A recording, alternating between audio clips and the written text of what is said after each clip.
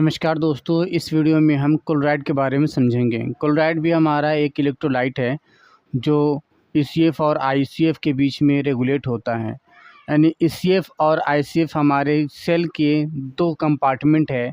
एक सेल के बाहर वाला कंपार्टमेंट ECF के नाम से जाना जाता है और अंदर वाला कंपार्टमेंट ICF के नाम से जाना जाता है। इसके बीच में जो भी रेगुलेशन होते हैं आयन का और कैटायन का, इसमें आयन और कैटायन का रेगुलेशन ही इलेक्ट्रोलाइट का बैलेंस कहलाता है या इम्बैलेंस या रेगुलेशन कहलाता है। तो क्लोराइड एक ऐसा इलेक्ट्रोलाइट है जो नेगेटिवली चार्ज होता है, यानी कि कैटायन ना होके अनायन है। जब ये इसके बारे में अगर हम देखें तो जो क्लोराइड है मेनली निगेटिवली चार्ज है और इसका सिंबल Cl है। तो निगेटिवली चार्ज होने के कारण इसके जो कंसंट्रेशन सबसे ज़्यादा देखी जाती है ECF कंपार्टमेंट में ज़्यादा देखी जाती है और ICF में कम देखी जाती है। ECF में ये सोडियम के साथ रह के उसके साथ रेगुलेट करता है और इलेक्ट्रिकल न्यूट्रलिटी है उसे मेंटेन करके रखता है। प्लस साथ में किसी आयन का ट्रांसपोर्ट है, अंदर जाना या बाहर आना, उसमें इसकी मदद होती है। तो चलिए इसको थोड़ा डिटेल में समझते हैं क्या होता है। देखिए, क्लोराइड को हम Cl- से डिनोट करते हैं, निगेटिवली चार्ज है ये। इसका इंट्रोडक्शन देखिए तो chloride is a predominant extra cellular अनायन है। कैसा है ये इलेक्ट्रोलाइट में, किस तरह का अनायन ये अनायन है, ये कैटायन नहीं है, यानी निगेटिवली चार्ज है और एक्स्ट्रा सेलुलर अनायन है। एक्स्ट्रा सेलुलर अनायन का मतलब है कि मान लीजिए कि ये सेल है और इसके अंदर की साइटोप्लाज्म है, तो ये सेल के जो बाहर वाला जो पार्ट है, ये बाहर वाला पार्ट क्या कहलाता है, ECF कहलाता है, और अंदर वाला जो पार्ट है यह ICF कहलाता है, इंट्रासेलुलर फ्लूइड या और ये एक्स्ट्रा सेलुलर फ्लूइड। तो जो ये एक्स्ट्रा सेलुलर अनायन, इसका मतलब है कि ये सेल के किसी सेल के बाहर वाले रीजन में ये रहता है ये, ठीक है, यानी सेल के अंदर नहीं रहता, ये अंदर भी रहता है लेकिन मेनली जो कंसंट्रेशन है इसका अंदर बाहर की तरफ ज़्यादा है, अंदर की तरफ कम है। ये पहला चीज़ ये। दूसरा है major contributor to the osmotic pressure gradient between ECF and ICF। एक प्रेशर ग्रेडियंट डेवलप होता है जिसको ऑस्मोटिक प्रेशर ग्रेडियंट बोलते हैं। जैसे कि गाढ़ापन के नाम से हम इसको अच्छे से समझ सकते हैं, यानी कि बाहर का कंपार्टमेंट का जो फ्लूइड है, यानी ECF का जो फ्लूइड है, अगर ये ज़्यादा गाढ़ा हो जाता है तो इसको बोलते हैं ये ज़्यादा हाइपरटोनिक हो गया है या ऑस्मोटिक प्रेशर ज़्यादा डेवलप हो गया है। तो फिर जो भी फ्लूइड है उसका ट्रांसमिशन है वो बाहर से अंदर की तरफ होने लग जाता है। जब अंदर गाढ़ापन ज़्यादा बढ़ जाता है, यानी कि उसका अंदर प्रेशर ज़्यादा बढ़ जाता है, हाइपरटोनिक हो जाता है, और बाहर वाला हाइपोटोनिक हो जाता है, तो अंदर से बाहर की तरफ ट्रांसपोर्ट होता है। यानी कि जो एक प्रेशर ग्रेडियंट डेवलप होता है, ऑस्मोटिक प्रेशर ग्रेडियंट, तो जो बाहर हो ऑस्मोटिक प्रेशर ग्रेडियंट जो डेवलप होता है यानी ECF में होता है, इसके ऑस्मोटिक प्रेशर जो डेवलपमेंट करने के लिए, इस ग्रेडियंट को बनाने के लिए मेनली इलेक्ट्रोलाइट का इन्वॉल्वमेंट होता है और कुछ प्रोटीन के मॉलिक्यूल होते हैं। जैसे कि बाहर सोडियम है, क्लोराइड है, कुछ प्रोटीन्स है और भी कुछ आयंस होते हैं। उन सब की मदद से बाहर एक कंसंट्रेशन ग्रेडियंट डेवलप हो जाता है और एक प्रेशर एक्सर्ट करता है जो हाइड्रोस्टैटिक प्रेशर के अलावा होता है, जिसको हम ऑन्कोटिक प्रेशर के नाम से बोलते हैं। अगर ये ज़्यादा हो जाता है तभी अंदर जा पाता है, कुछ कम होता है तो अंदर से चीज़ें बाहर आ जाता है, ठीक है। तो यानी कि बाहर का जो ऑस्मोटिक प्रेशर है या ऑन्कोटिक प्रेशर है, उसको उसके ग्रेडियंट को डेवलप करने में या उसको बनाए रखने में इसका काफ़ी ज़्यादा रोल है। और जो प्रेशर है, यही प्रेशर ये डिसाइड करता है कि अंदर की चीज़ें बाहर आएगी या बाहर की चीज़ें अंदर जाएगी, ठीक है। अब इसका फंक्शन ज़रा देख ले तो पहला चीज़ है play major role in hydration. Hydration कहने का मतलब क्या है, सेल को हाइड्रेट करना। हाइड्रेट यानी कि वाटर की सप्लाई करना, यानी बाहर चारों तरफ वाटर का कंसंट्रेशन बना के रखना और अंदर भी बना के रखना। दैट मीन्स इसका आवागमन वाटर का अच्छे से बना के रखना, सेल को हाइड्रेट करके रखता है। दूसरा चीज़ balance the cations in the ECF।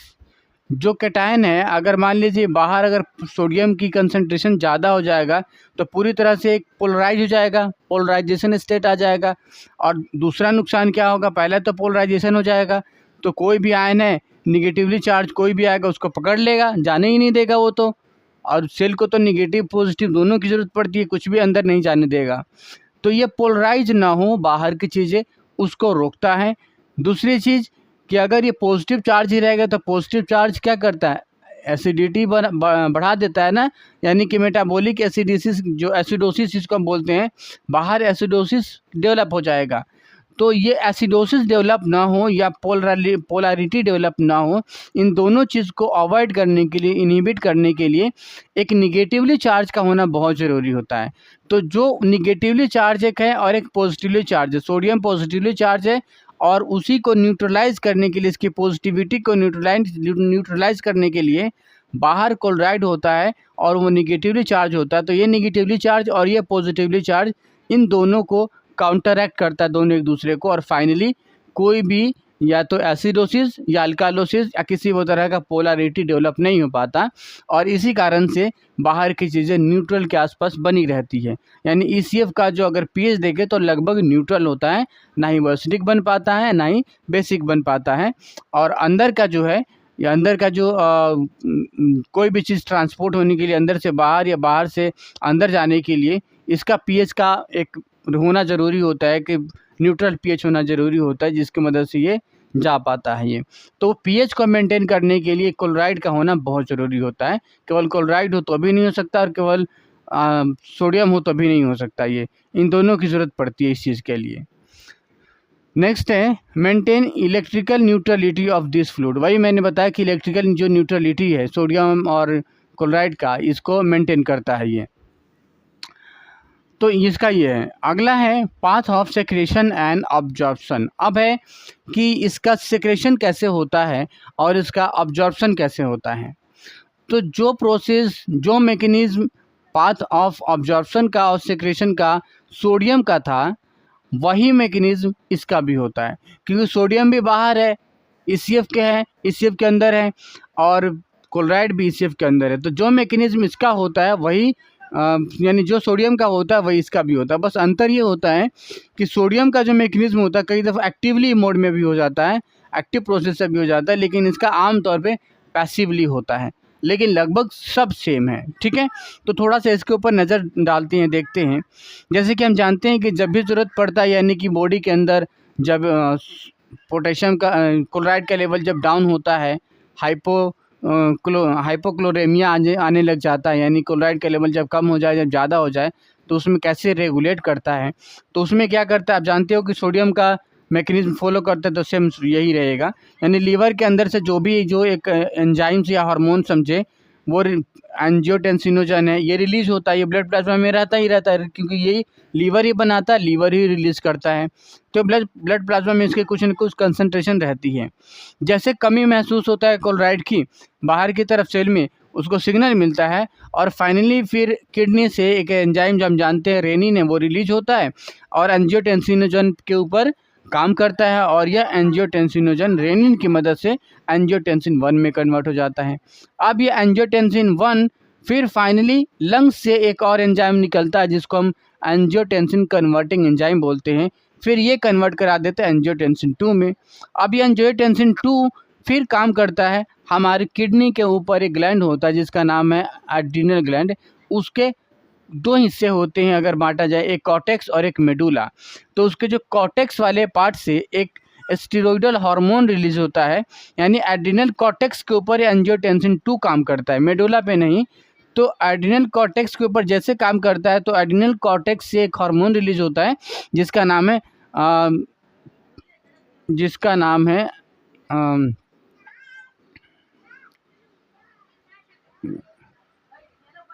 अल्डोस्टेरोन। ठीक है, इसके ये रिलीज होता है, ये हार्मोन है। जैसे अल्डोस्टेरोन रिलीज होता है, फिर पैसिवली क्या करता है, रीअब्जॉर्प्शन कर देता है क्लोराइड का, और थ्रू PCT के थ्रू, जैसे कि सोडियम का करता है ये। दूसरा क्या है कि एक तो एंजियोटेंसिन 2 एड्रिनल कॉर्टेक्स के ऊपर काम करे, फिर वहाँ से एल्डोस्टेरोन रिलीज करा के, और फिर एल्डोस्टेरोन PCT के ऊपर काम करके इसका रिलीज कराता है। दूसरा इसमें यह भी करता है कि एंजियोटेंसिन 2 इसके पास ये भी एबिलिटी होता है कि इसको भी एक्टिवेट करता है, साथ साथ खुद भी इसके पास इतनी एबिलिटी होती है कि डायरेक्टली PCT के ऊपर काम करता है और वहाँ से क्लोराइड का रीअब्जॉर्प्शन करा लेता है ये।